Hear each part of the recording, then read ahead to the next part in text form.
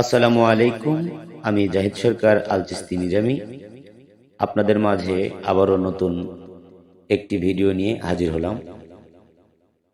আমার পূর্বের এক ভিডিওর মধ্যে এক ভাই জানতে চেয়েছেন, মানুষ যদি মসজিদ বা মক্কা বা কাবা ঘরে যদি এক কথায় পবিত্র স্থানে যদি মারা যায়, তাহলে কি তার গোসলের প্রয়োজন আছে? এবং আরেক ভাই জানতে চেয়েছেন, অজুদ কাকে বলে? এবং সাধকে বললেন, আমারও অজুদের মাঝে আল্লাহর অজুদ রয়েছে। তো আমার অজুদের মধ্যে কেমনে আল্লাহর অজুদ রয়েছে একটু আলোচনা শুনতে চেয়েছেন। তো যা হোক, আমি দুটি প্রশ্নেরই বিষয় নিয়ে আমি আলোচনা করব। তো যা হোক, প্রথমে আমি চলে যাব, মানুষ যদি মসজিদ বা মক্কা ঘরে মারা যায়, তাহলে পবিত্র স্থানে যদি মারা যায়, তাহলে কি তার গোসলের প্রয়োজন আছে? অবশ্যই প্রয়োজন আছে। যখন আজরাইল মানুষের জান কবজ করতে আসবেন, তার আসমানে এক পা এবং জমিনে এক পা, তার মূর্তি হবে অনেক ভয়ঙ্কর। আর এই রূপ দেখা মাত্র অনেকের পেশাব পায়খানা এমনকি রতিক্ষরণও হয়ে যায়।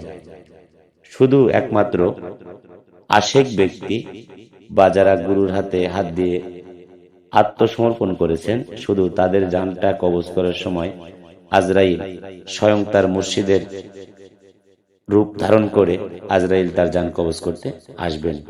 কিন্তু আমরা সাধারণ মানুষ জানি না বা বুঝি না বা বুঝতে পারি না যে কখন কার কোন হাল হয়েছে আর সে কতটুকু আশেক ছিলেন, এটা আমরা কিন্তু কেউই বুঝতে পারি না, সাধারণ মানুষ। এর কারণে প্রত্যেকটা মানুষকেই, যেহেতু আমরা জানতে পারি না যে আসলে কার কোন হাল হয়েছে, এই জন্য আমাদের একটা গোসলের প্রয়োজন।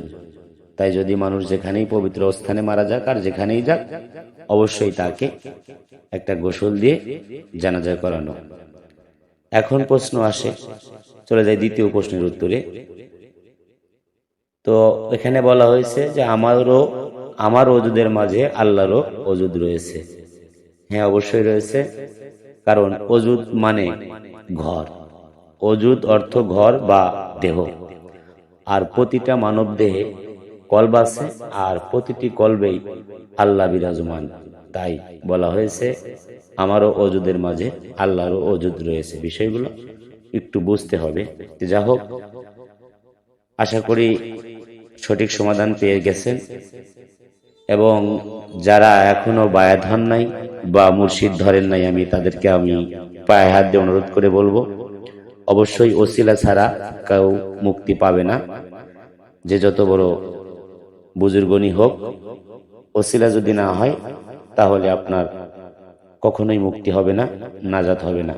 তাই আসুন আমরা পাক পাঞ্জাতন আহলে বায়াতের পথে আসি, স্বয়ং রাসূলের পথে আসি, হযরত আলীর পাশে আসি। তো আমরা পাক পাঞ্জাতনকে ভালোবাসি, মহব্বত করি। এবং যারা এখনো বায়াত হন নাই, আমি আবারও বলছি, অবশ্যই একজনের হাতে হাত দিয়ে আত্মসমর্পণ করবেন, কারণ আহলে বায়াত ছাড়া আপনার মুক্তি কখনোই হবে না।